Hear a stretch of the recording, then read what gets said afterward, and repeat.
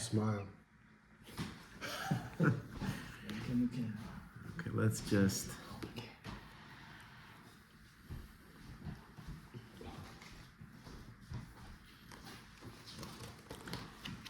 Okay. I'm gonna review. I'm just gonna summarize Ota Aleph, and maybe leave you guys with a few questions that you should feel the pain of not understanding it a little bit. Oh. I'm already feeling it. And that pain will trigger you to look for the answer, and that's really what we want, to do a chipus, a search, and that's how we really figure out what Rabbeinu was talking about. So, summarize what we have so far.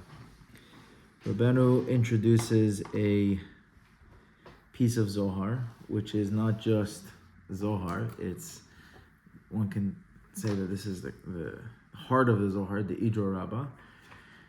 And Rabbeinu brings us the introduction in the Idro Rabbah. Rabbi Shimon and his student and his son, they debate whether to reveal the secrets of the Torah, right? And that's sort of the lens by which Rabbeinu wants us to look at this Torah. It's not even an oath. It's like before the Torah even starts, Rabbeinu gives us this introduction. And in this introduction, we see that Rabbeinu is talking to us about the concept of keeping the Torah going, but doing it in a way where it looks like you have to cancel the Torah in order to keep it going. So, and that brings us into the first lesson. So there's something that Rabbeinu right off the bat says, Shvilei HaTorah, pathways of Torah. And last year we spoke about what are these pathways of Torah, and how's a pathway of Torah different than Torah itself. And what we said was that a pathway of Torah is the existence of Torah in reality. It means the Torah in order for the Torah to exist, it needs to have a path. And Rabbi Shimon foresaw that path that they were on was going to end, and that the Jewish people were eventually, obviously not at his time, because in his time it was the Tanaim and Amoraim, they were very much alive with Torah, but he foresaw a future where that was going to end, and where people were not going to feel connected to the Torah. Similarly, in the context of this Torah, Rabbeinu said, I have to start saying stories. He says, I see you guys are just not getting it. I have to start saying stories. Something along those lines. Which means the Rabbeinu foresaw that Torah in the traditional sense and the halachic sense and the actionable sense is just going to lose its meaning with society. And people are just not going to connect with it. They're not going to find it interesting. They're not going to be able to live Torah. Hence, the path of Torah is not going to be available. Exactly. So, to that end, Rabbeinu said, I have to tell you stories. Later on, he explains how a story is a pathway. But the idea is that the story, in a sense, imagine you came to a shir of Rabbi Lowy, or Rabbi Fear, or Rabbi Shlomo Miller, with the best kolmans, like nice beards, and you walk in, you want to hear what they're talking about, and they're discussing how are we going to save the princess, and what room the princess went in. And you're like, imagine you came into such a shir of Rabbi Shlomo Miller, and they're discussing a princess, and what room the princess went in, and what room she's going in, and who's going to save the princess, and why this method of saving her is going to work and not that method. Someone what sort of perception would that be about, like, that's not Torah? I don't know, you guys are analyzing a Disney movie. At least that's what, the surface perception would be, right? So that's the approach Rabbeinu takes. Rabbeinu says, that's what we're going to do now. We're going to talk about princesses, and we're going to talk about kings and emperors and all sorts of stories. And that is the second theme, which is in Ota Aleph, which we discussed, which is that the pathway for the Torah to exist carries a bit of a paradox in that there's an inherent canceling of the Torah in that pathway. So, in the case of Rabbeinu, what we just said, where there's a story tale has sort of nothing to do with Torah, and that's how you're going to keep the Torah alive. In the case of Rabbi Shimon, the idea of revealing a secret is a huge problem. And we read that they were crying and they were worried that they're going to be punished for revealing secrets. Revealing a secret of Torah is tremendously forbidden, and that's sort of a desecration of Torah. And that was essential to the revelation of the Torah, or to making sure a pathway of the Torah existed. And there are other examples of Moshe Rabbeinu himself. He literally took the Torah and shattered it. He took the Luchot and he broke it into pieces. And Rabbeinu says he did that in order to make sure that the Torah keeps existing. Right? So that's a big one. That's a very obvious one.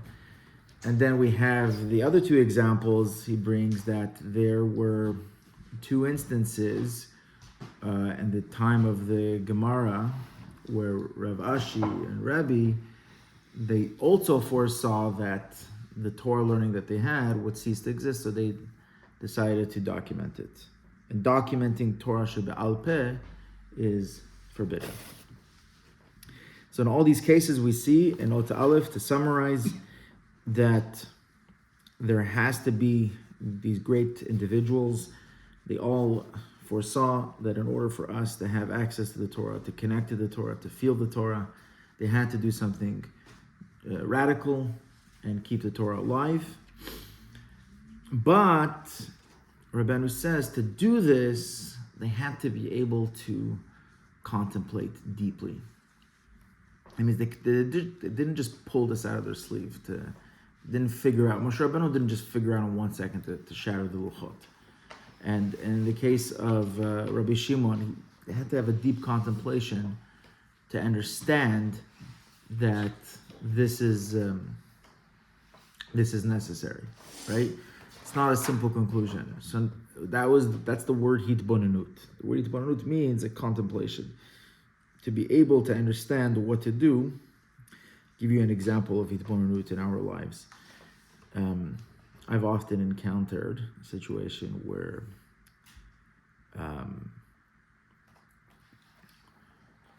my kids will say, "There's nothing to eat." There's nothing to eat. Nothing. There's nothing. Okay, so now, if I respond to that like a computer, then there's just, all sorts of problems can come out of that. But what I will do as a parent is I'll contemplate, to some extent, what he's trying to say, right? Maybe there's nothing that I like to eat right now. Or maybe he ate and he finished his plate and now he's done and he's still hungry.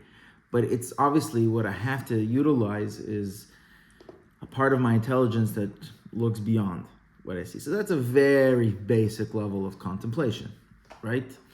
So that faculty of Bina, which is, from Hitbonenut, Moshe Rabbeinu had at an extreme level. In an extreme level, it looks like magic. When someone can look at a situation and see 50 different scenarios that are going to come out of it, right? How did you know that was going to, how did you figure that out? Many times to our kids, we look like we're magicians, that we know things. How did you know that? Right? And they really, when they look at us, how you knew that, there's no way for them to grasp how we knew that, right? But we know that there's a process in our thinking where we're able to do that. So Moshe Rabbeinu too, he was able to go deep, and see the problem, see the solution, and know the action to be taken in this moment to bring about that solution thousands of years later. So this is called Hitbonenut Gadol Me'od. It's a very great contemplation. But you can't have this contemplation if you don't have tremendous amount of wealth. Not just any kind of wealth. Huge amounts of wealth. This is where it starts to, Rabbeinu starts to lose us. Because it's like, now, there's a principle in all of Rabbeinu's teachings. And the principle is, and Rabbi Natan says it in his Akdama in the Likutei Moharan, and Rabbi Avram ben Rabbi Nachman brings it, that it's a Torah hashaveh l'chol nefesh. The Likutei Moharan is accessible to everyone. Rabbeinu will not give us an avodah that only certain people can do. He will not give us instructions that are only applicable in some instances or to some individuals that are very advanced or whatnot. Everything Rabbeinu says is, he really brought it down for us so we can access it. So when we encounter something in a lesson that seems inaccessible, it's not inaccessible. What we need to figure out is what's our access point into this particular thing that he's giving us. So when we look at something that, he's not just saying you need to have some money, right? Rabbeinu not saying you need to have, you need to have a couple $1,000. Then he's saying you need to have kol lahon da'alma, like all the money in the world. You really need to be in a space where you need to have a lot of wealth. Okay, so that's something to think about. And we're going to address this, and we're going to get to what this means for us. So that's something that Moshe Rabbeinu had. And so just two questions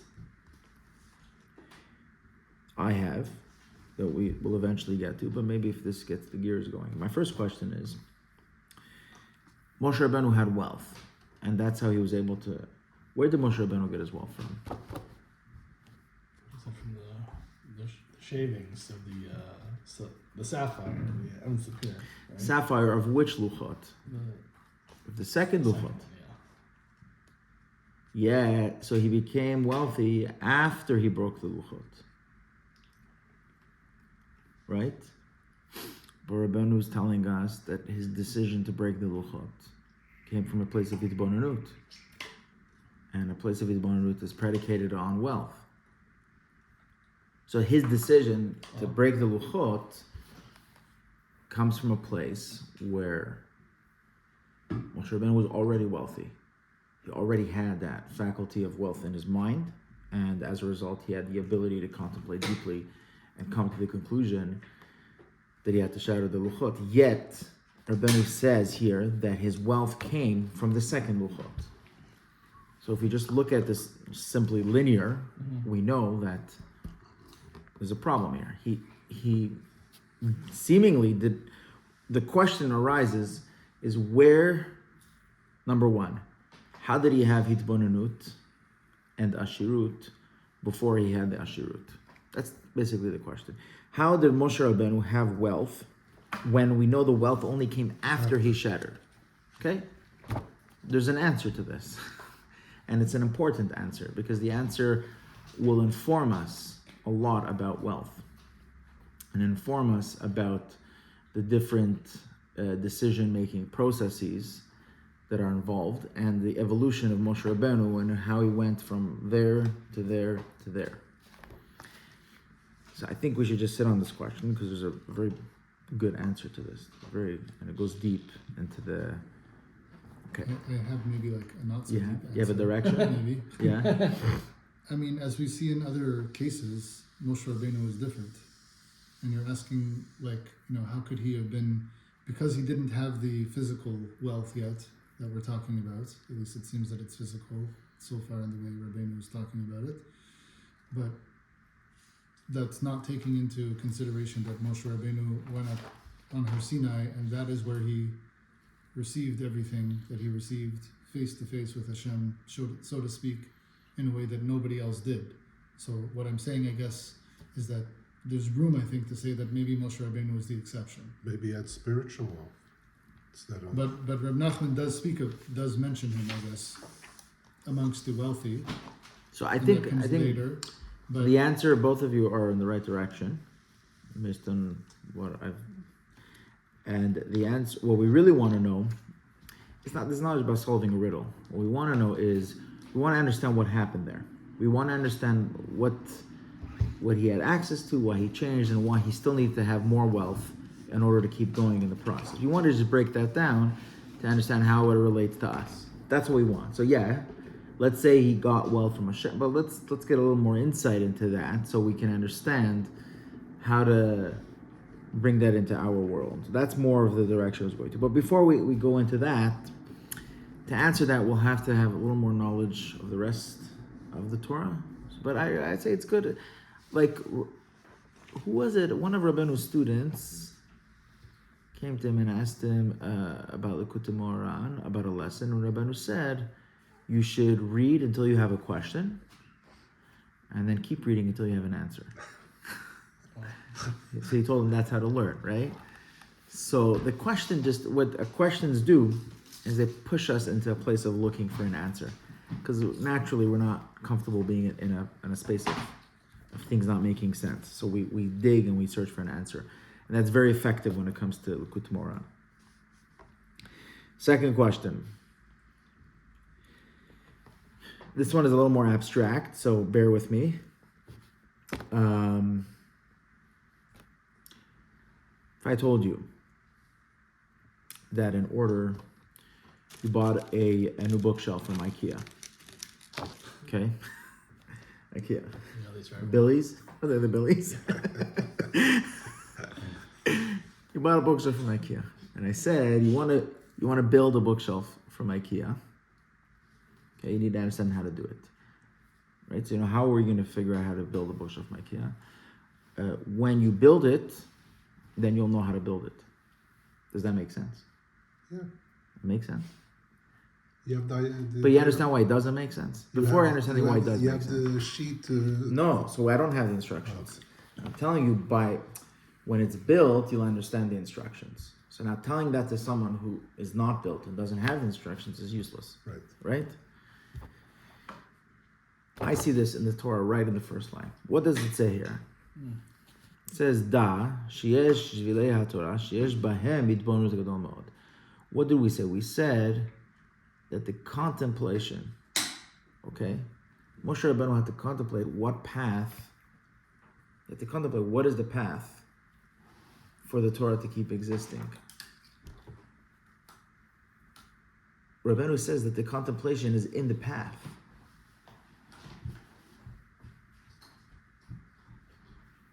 See the problem with that? The contemplation, but the path doesn't exist. So how can Moshe Rabbeinu contemplate? You'd have to be outside the path to be able to contemplate what the path is. But Rabbeinu says, Da sheyesh shvilei Torah, sheyesh bahem hitbonenut gadol meod. Do you have the Likutei Moharan? yeah. So, the answer to this question is Klal Revi of the Chai Klalim. It's the fourth principle of the Chai Klalim. It's a very, I would say, it's tough to understand, but when you get it, it'll open up a lot of pathways in the Likutei Moharan. I have the English, I have the Hebrew, and the pocket size. Yeah, it doesn't make a difference which size you have. Or No, you have the I English have one? The English one. I know I have Hebrew, but it's the English helpful or no? So make it trickier. Yeah, bring the English one and let me see if I can find Yeah. where it is. I'm gonna order this. Did you start learning the Chai Klalim already? I've looked through them. I haven't memorized them. I can't tell you what number 4 is. I remember that number 4 was very similar to another one. Number 8. 4 and 8. Right. 4 and 8, 4 and yeah. 7 also. Wait, what was it? In the night of Hanukkah, right? The story of Hanukkah. You know the story of Maseh Me'orech? Where is it in Likutei Moharan? Do you remember? The flying- Yeah. No, I don't remember. The guest? I'm Googling it. Yeah. You know the guest? They just Pechet. a book just came out on it. You saw? No. In English. Just on that? Written by who? The guest? It was put up by like Feldheim or something. No way. Yeah. Because that's Klal Revi. I'm wondering. Something Joey would write.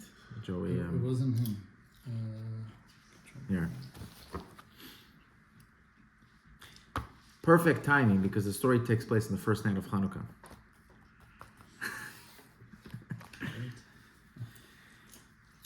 So we're going to digress in order to go back in. So the story goes like this. Let's see, maybe I'll just read it in English. 85.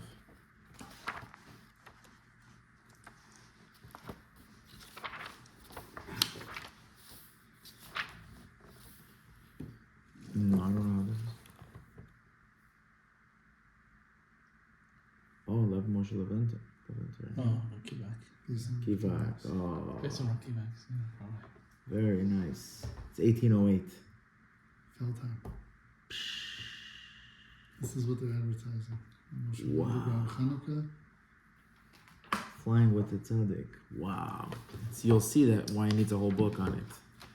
Easily. Okay, so it's not organized exactly. I'm not sure how they chose to organize this. Let me see. I see there's brackets here. It looks like there's two. There's just two, numbers. I don't remember offhand. Why does it go right into 104? Oh, maybe here. Try one more time, see if it's in here.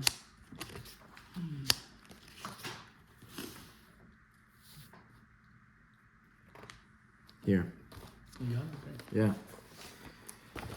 Okay, so it's the first day of Hanukkah, after the lighting of the Hanukkah, and Rabbeinu tells a story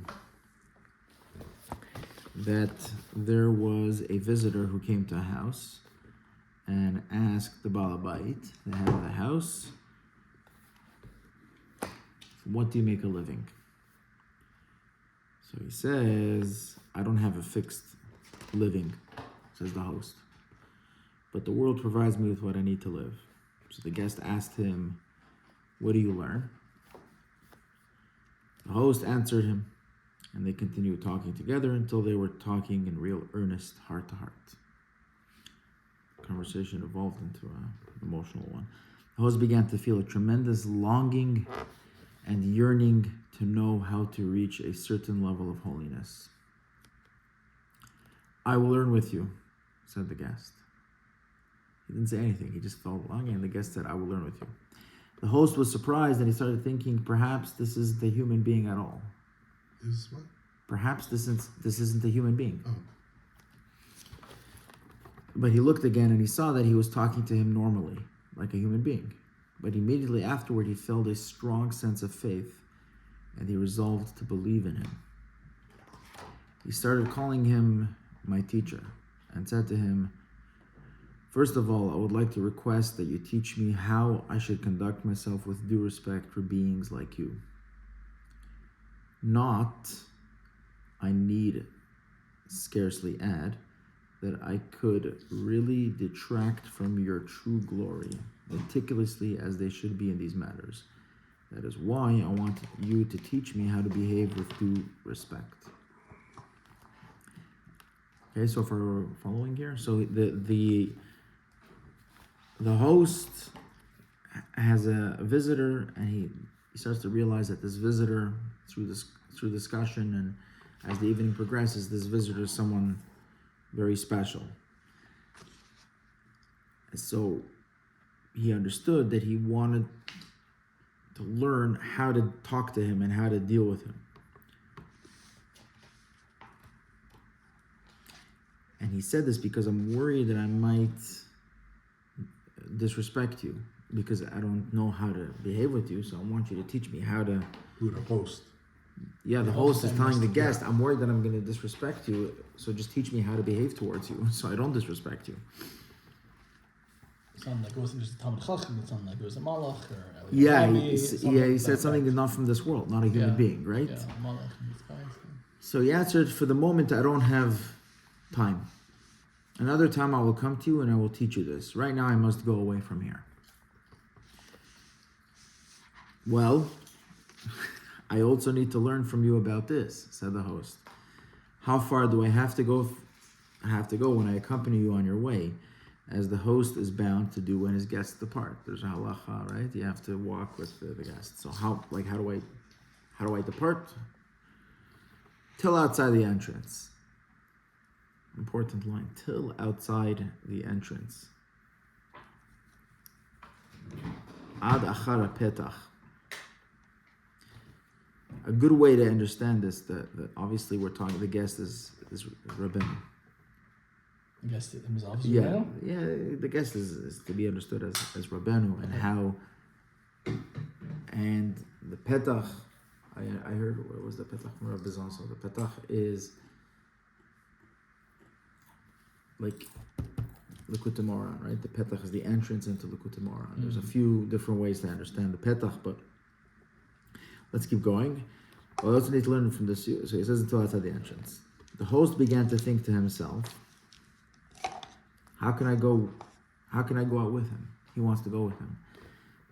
For the moment I'm with him among ordinary beings, but if I go out with him alone, who knows who he is? He asked him saying, I'm afraid to go out with you. Right? Because he said to go right out past the entrance. If I can learn with you just like this, the visitor replied, then surely if I want to do anything else to you, who is going to stop me? I don't know what that means. The host went with him out of the entrance. Okay? So the visitor says, I think the visitor was trying to say, what are you worried about me? If I wanted to do something to you, I could have done it already. I think that's what he was trying to say. So the host went with him out of the entrance. All of a sudden, he seized him and started to fly with him. It was cold for the host, so the other took a garment and gave it to him. Could you go back, fly? You said something. Yeah, I'll about repeat. So they left the house. Right. And So then the host escorted the guest out. the host escorted the guest outside the house. Okay? And then all of a sudden, the host grabbed the guest and started flying with him. It was cold for the host, so he wasn't dressed properly. So the other took a garment and gave it to him. Take this garment, he said, and it will be good for you. You will have food and drink, and everything will be good for you, and you will live in your house. He went on flying with him. Meanwhile, the host suddenly noticed he was in his house. Okay? He couldn't believe that this was he himself in his own house. But he looked carefully, and sure enough, he was speaking with ordinary human beings and eating and drinking normally. But then he again noticed that he was flying like before. Some people on shrooms literally have this experience. On shrooms, on mushrooms. Psychedelics. Or psychedelics, yeah. So this is obviously like a experience of consciousness here. I was gonna say he took the red pill. That's what's going on Yeah. But then he brought him back into reality. here. Yeah. It's the key. It's There's a a guy key. who does that also, right? Yeah. He wants to have his chicken and he's fine, and then he wakes up back in his bed and it's like, he's back. But the reason he brought him back was because there's this feeling. Yeah, but what's the shov? What's the shov? Because the whole oilam of psychedelics and red pills and all this, when you finally realize that this world is nothing, right? Mm-hmm. When you finally realize that you've been living a lie, or you've red pill is what is that? It's Advil? No, it's from the Matrix. It's from the Matrix. The movie The Matrix. There's a famous scene in the movie The Matrix where this guy's living in a simulation, and then the guy tells him, if you want to break out of the simulation, take the red pill. Oh. And then you'll see the reality. If you want to know the truth and realize that your whole life is fake, you have to take the red pill. If you want to stay in your world of fakeness, take the blue pill, right? So it's become like synonymous of breaking out of the problem is that in the eyes of the world, when we break out and we finally realize that it's all fake, no one ever goes back to reality, right? But you can't do that because you have to, like Torah Vav, but Kibashov, you have to be in reality, even though you know the reality is fake, right? So that's one of the signatures of Rabbanu, is that when he chose you and he shows you that this reality is nothing, he then tells you, now go back to it. Now go live it, right? So you can say that's what's happening here. He flew out, and then he came back, and he was in his house, and he was eating, and he was drinking. Then he looked again, and lo and behold, he was in his house. Again, he noticed that he was flying, and so went on. So he kept finding himself flying, and finding himself in his house. After a time, he set him down. So now he's flying, and the visitor sets him down in a valley between two mountains. Okay, now this is the part where we want to focus on. Okay, so he sets him down in a valley between two mountains. There the man found a book in which there were various combinations of letters. Aleph, Zayin, Chet, Dalet, etc. The man you're referring to is the visitor. The visitor. Okay? The visitor? Yeah. Yeah. Okay. It's the visitor.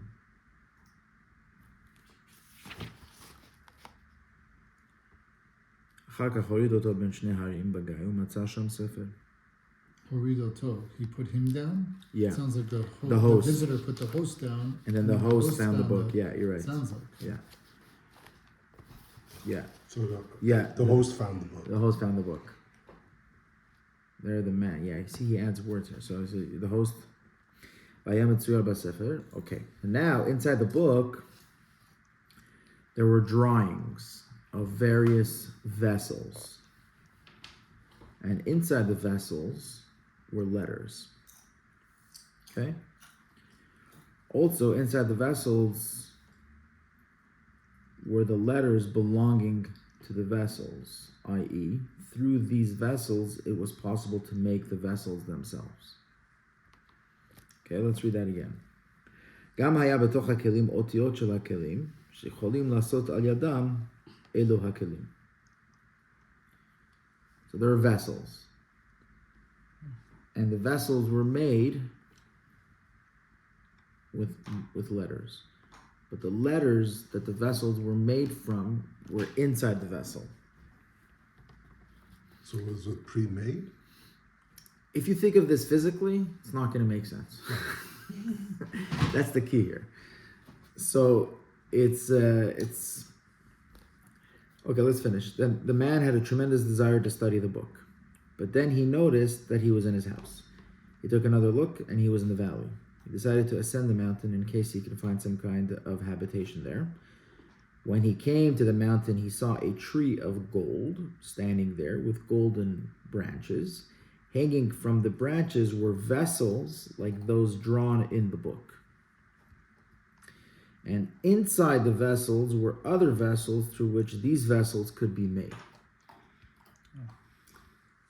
Are we following here? Yeah. Totally. He wanted to take the vessels from there, but he wasn't able to because they were all tangled up in the branches.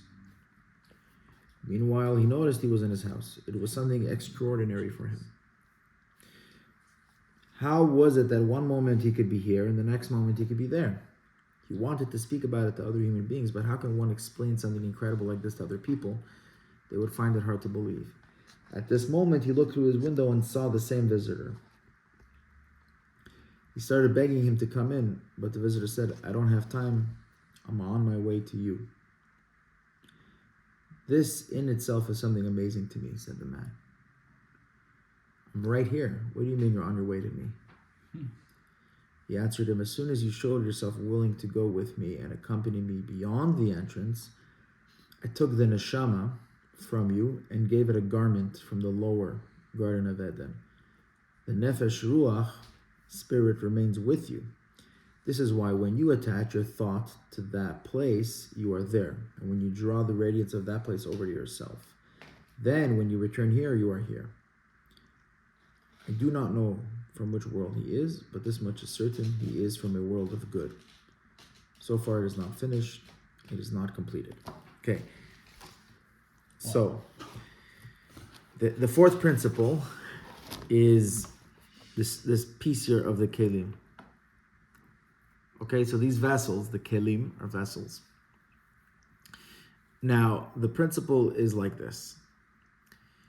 When it comes to areas of our consciousness, areas of our emotions, areas of the psyche, there's a rule. This rule is applicable across the board.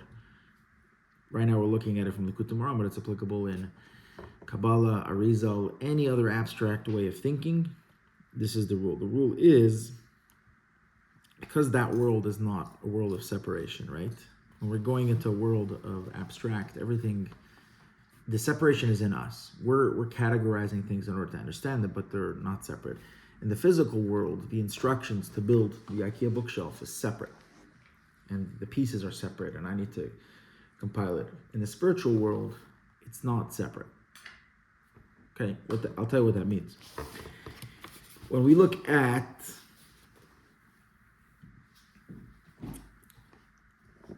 when my son tells me that there's nothing to eat, okay, and I contemplate what he's trying to say.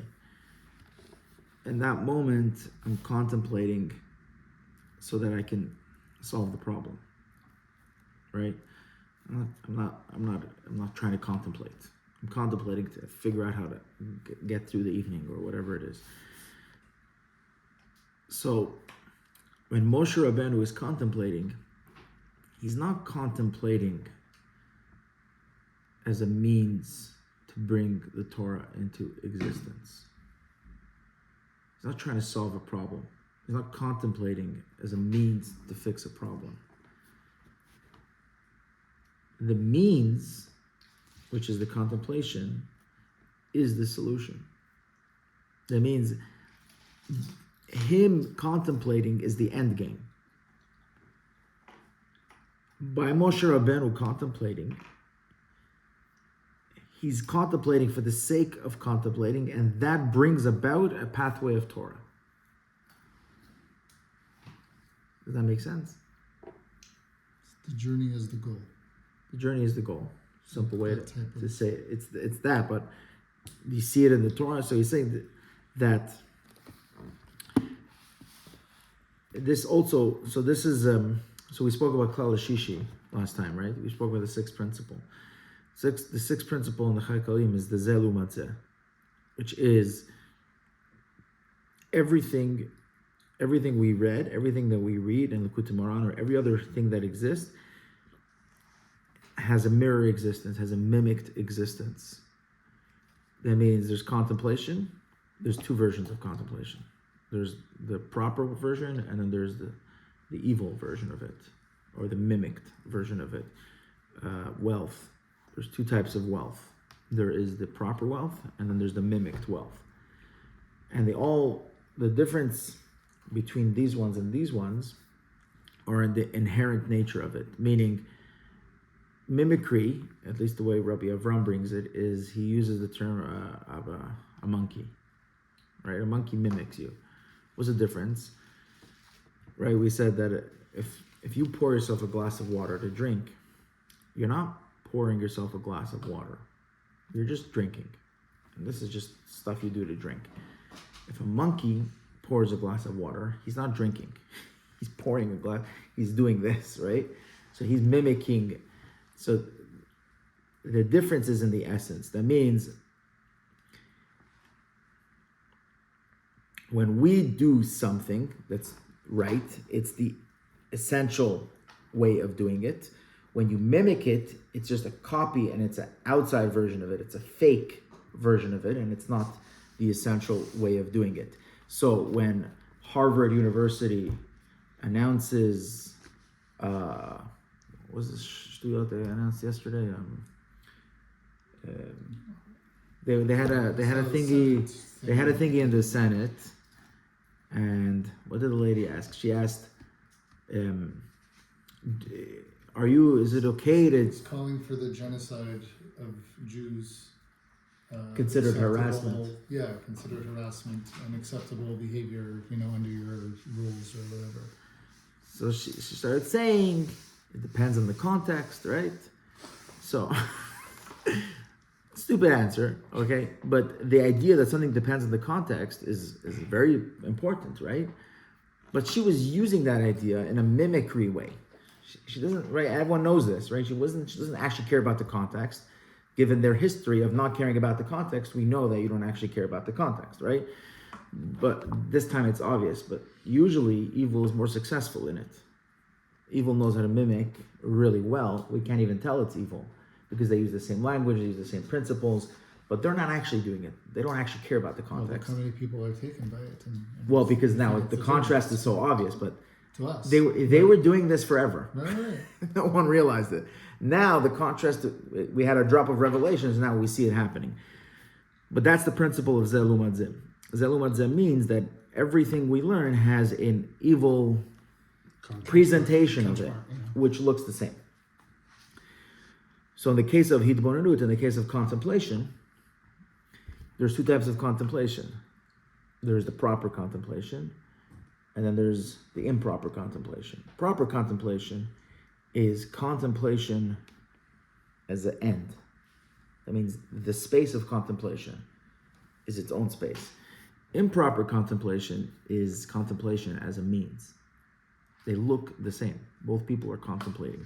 One person is contemplating how to make more money or how to get his desires, right? He's trying to figure it out. That's contemplation. One person is contemplation because that space of contemplation is where the Torah exists, and he wants to go into that space. So that's why when Rabbeinu says, Sheyesh Shvilei HaTorah Sheyesh Bahem Hitbonenut, we can extract from here that what's proper contemplation versus improper contemplation. What does that mean? We don't even have time to go into Ot Bet. We can look in regards to wealth. There is two types of wealth. There is ashirut, which is for the sake of ashirut.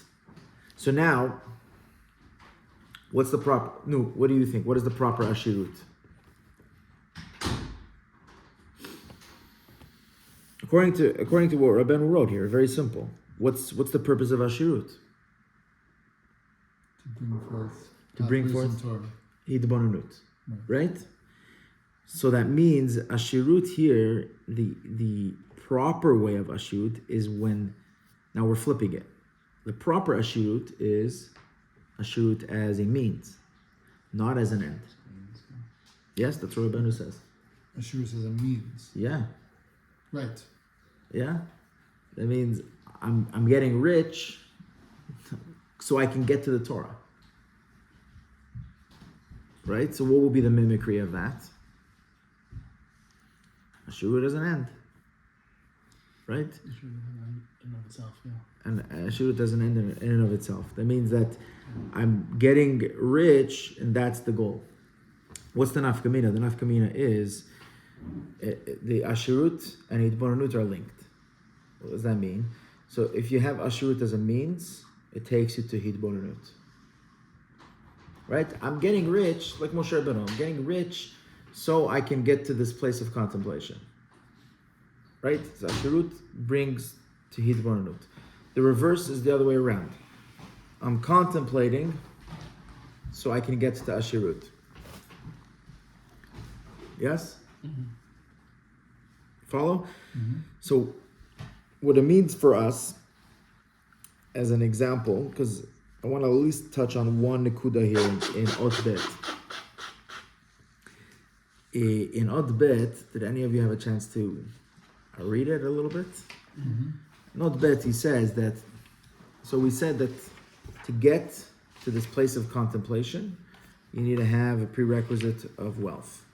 Okay? You need to have we still have to determine what the definition of wealth is, but we know that it acts as a prerequisite to contemplation. How do I get to this place of wealth? To get to the place of wealth, you need to have longevity. But Rabbeinu does say, Rabbeinu is going to give us exactly if I told you right now a long life, explain what that means. Like, you need to have a long life. How does a person get a long life? I know what it says. I know, but before Rabbeinu's explanation, what's our perception of a person? 120, Be healthy, do You get a mitzvahs, bracha from the Lubavitch Rebbe, get a bracha, yeah. right? Like, I mean, You do too many mitzvahs, maybe you do your tikkun. And maybe if you do long kibbutz lives, avayim, l'man yerichun yamecha, maybe, but okay, that's good. right? Okay, yeah. Yeah, but still, like, it's not really up to us. A long life, right? Yidei Shemayim. Right? Hashem decides when you're born. Hashem decides. So what are you telling me? Like, I need to do something that's not up to me in order to get into this flow of things here? What does Rabbeinu want from me? So he says here, he gives us a definition. Now, this definition will give us a path forward on it'll give us a path into wealth, and it'll give us a path into Hidbonenut, and we'll tie everything back into a simple steps forward. So, ואריכות ימים, היינו שצריך שיראה להאריך ולהגדיל ימיו, כי כל יום ויום ממקום שמתחיל אצל כל אחד, ובוודאי בתחילה הוא קצר. So Rabbeinu says, here's what it means to have a long life. Every single day, at the beginning of the day feels short, which means שבתחילת היום קשה עליו מאוד העבודה שצריך לעשות באותו היום, כגון להתפלל וללמוד כיוצא. At the beginning of the day, his duties, his avodat Hashem, what he has to do towards Hashem feels very heavy. It feels like a heavy burden. such as praying, learning, etc. And this is what it means, that in the beginning of the day, so it means it's narrow. In a narrow space, yeah, it's heavy burden on you. You have to do a lot of avodat Hashem. And so a person has to begin small, slow steps at a time. And as the day grows, we expand and we add. So now I have a question. And he says, and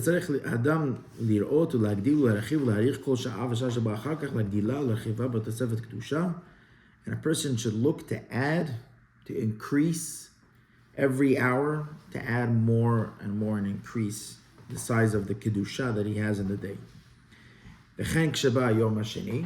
And so too when the next day comes. The next day, here's my question to you.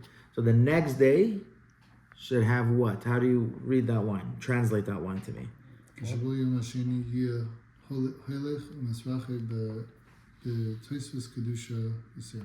Translate that. The next day, when the second day comes, he should go and he should widen with extra kedusha, even more. More than the previous day. So to increase it from day to day. Yeah. To increase it from day to day. Okay, yeah, increase it from day to day. Okay. Also Hanukkah. How do you feel about that? Overwhelmed. Overwhelmed, Yeah. right? Right. Me too. Do you feel overwhelmed? What does this mean? By the time I get to 70, it's got to be huge, right? Or whatever. What do you think this is what Rabbeinu wants? Sounds okay. Yeah, that's what Today it should be better than It's yesterday. it's not a simple order. So Rabbeinu wants us to have more. We typically say that our lives are supposed to go like this, right? Like it's no one's going to do this. Maybe that's what it sounds like, but we know very well that that's not reality. So hopefully it's like this, and not too much. So how do I translate this into my life? How do I add kedusha yesterday? If I look at my life and I'm going to see if I could just keep the kedusha I had yesterday, that's a win. Right. Forget about add. Well, also he makes it sound like Don't lose the kedusha of yesterday. That's a big deal. He also made it sound that every day begins with a certain bechina of katnus, regardless. Right. So it doesn't sound like you can just smallness. Restrictingness. It doesn't sound like you can just pick up where you left off when you wake up the next day. It's a new beginning. Very good. Very good. So how is it more than the previous day? No, so the answer is there, because a new beginning means that it's subjective to the level of restriction. It's not, that means it's not in quantity compared to the day before. It's in quality compared to how constricted you are. That means for one person to maintain the same level of kedusha from day to day could be considered adding a huge amount of kedusha. That means, for example, for a person that day one, his mood is stable, okay? To have kedusha, great, he's able to do that. Day two, I don't know, it's winter, the dark 90% of the time, and his mood is now below. To have the same kedusha like yesterday is considered more. Does that make sense? Because how do we know that this is Rabbeinu? Rabbeinu is telling us to look at the beginning of the day, and in the beginning of the day, it's narrow. And you add to the narrowness, right? So Rabbeinu is referring us to the narrowness, or to the katnut of the beginning of the day. And that's how we add to it. So would the cutness from one day increase on the second day? Exactly. Yeah. And then in that case... It grows and grows. Right, so in that case, what is the Kedusha? The increasing of Kedusha, what does that even look like? It's, first of all, subject from person to person. Right. But even within yourself, the increasing of Kedusha doesn't mean you're doing visibly more Kedusha than the previous day. As we age, we become more disabled. So the same amount of Kedusha takes more effort. But maybe, is it an accumulation of Kedusha from day to day? No, it's resets every day. But it's That's what I'm saying. but it comparative to the previous day, you're adding. So there's there's accumulation element, but there's also a reset element. The accumulation element is that you gotta, when you look at your life as a whole, you gotta make sure that you're always pushing the Kedusha forward. So, what I feel at times that my Kedusha from Yom Rishon to Yom HaMishi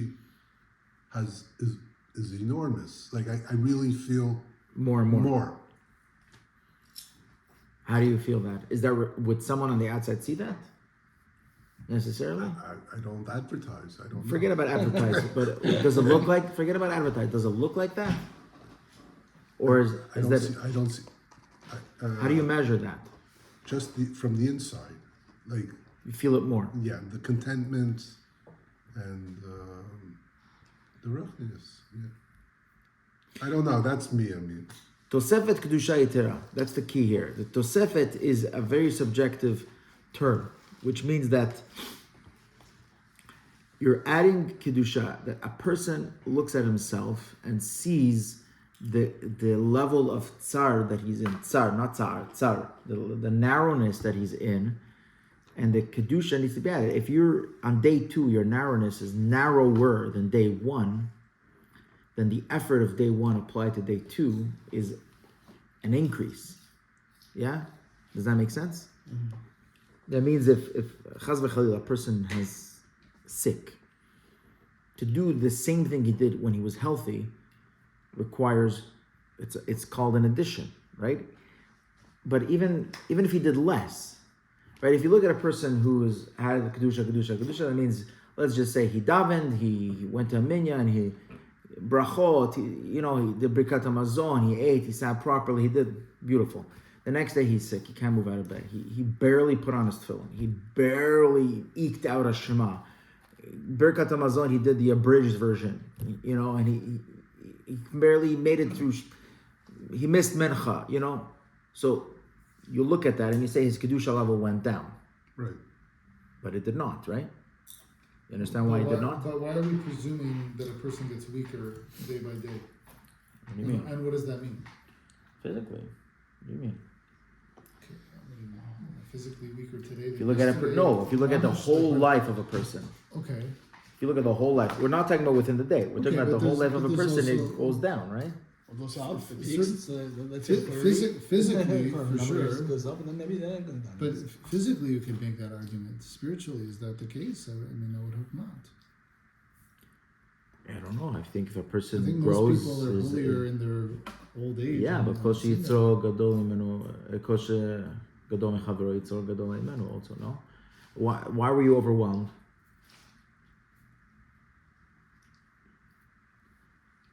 What do you When mean? originally he said he was like, isn't this an overwhelming? What's the overwhelming element here? I want to just address the overwhelming element of this. The overwhelming The pressure. part, the pressure is that I have to be better today than yesterday. Every day. You do. Every day I need to grow Right. in. You do, which but what is does he said. but what does that look like? Right. So what does it look like on the outside? You're saying. No, on the inside. Oh, okay. Yeah, because on the outside it may not necessarily look like that. Okay. On the inside is the reason there's pressure because I think the reality is, I don't know, maybe you see it otherwise, that as you grow, your tests grow, your the Yetzer Hara grows with you, right? Yeah. So sometimes pushing out the same quantitative level of Avodat Hashem requires more effort, Okay. Right. right? And Rabbeinu is not necessarily saying that, because Rabbeinu I guess is it depends what type of Avodas Hashem, I guess. But well. Look, let's look at what Rabbeinu says. Rabbeinu says that he gave a few examples. Litpalel ilmod v'chayotze. Okay, so davening and learning. Let's just start off with that because those are the examples Rabbeinu gave us here, right? What does Rabbeinu say that it makes the avodah hard? וכן, בתחילתו היום, right? קשה עליו מאוד העבודה שצריך לעשות באותו היום. So Rabbeinu is already giving us here a subjective measurement. Rabbeinu is saying, Kashe alav me'od. It's very hard for him. That there's no objective, that's not an objective thing, that it's very hard. For every person that means, right? For some people, putting on tefillin and davening and going to shul is not hard, right? So Rabbeinu is not talking about something objectively. Rabbeinu is saying whatever it is that's hard for you, you start off small and you get bigger, right? So we understand Rabbeinu is already giving us a subjective measurement of Tosefet Kedusha. He's saying Kashe alav me'od. So we're just taking that subjective measurement and we're applying it to the entirety of the life, right? Because the overwhelming part is when you use an objective measurement and you just say, just increase. Objectively, just increase, add, plus, plus, plus. But Rabbeinu is saying the increasing is according to Kashe alav me'od. Right? So does that make sense? Yeah. So that's so I'm not assuming it's necessarily going to be hard. I'm just saying like the chayra life gets harder for people as you progress because of the physical nature of our bodies aging. And the Rabbeinu is just saying that whatever is hard for you, our job is to add kedusha according to however hard it is. Now that looks different for every person, and so for it not to be overwhelming, we have to understand what Rabbeinu is saying. What Rabbeinu is saying is that just compare it to the level of hardness you have. Only you know what that is. Only you know how challenging the Avodat Hashem is. On the outside, it may look lateral. It may look like you haven't increased anything, but internally you're pushing because according to how difficult it is for you, you're increasing that. That's The effort. That's the effort. The effort is just look at yourself, look how difficult it is for you. Sometimes eking out the same amount of Avodat Hashem requires double the effort from day to day. And that's the chayra from the words of Rabbeinu, that is Tosefet Kedusha. So that I can understand. If we're talking about being, adding to your effort in spiritual battles, that I get. And you're pointing out that might look like less output externally. Right, because that's why it's overwhelming, because we're measuring it by the output. And by the output, it's like, I just need to increase my output from day to day. And that's just, I don't know, that's a lot. Yeah. Yeah, that's a good way to say it. Don't measure the output, measure the effort. And this same, we can extrapolate towards Ashirut, but we don't have enough time to explain the connection. Okay, so let's stop here. I would say the homework for next week would be, or for 2 weeks, or the homework for next week would be to figure out the avoda, our work in regards to ashirut. Like make $1. Exactly. Figure out what is Come back rich. like. What is Rabbeinu asking us? What is Rabbeinu instructing us? What does he want from us? Figure that out. I'll order the sapphire blocks. Yeah. What is that? Ever saw this? I ever showed this to you? Shile de Rakia from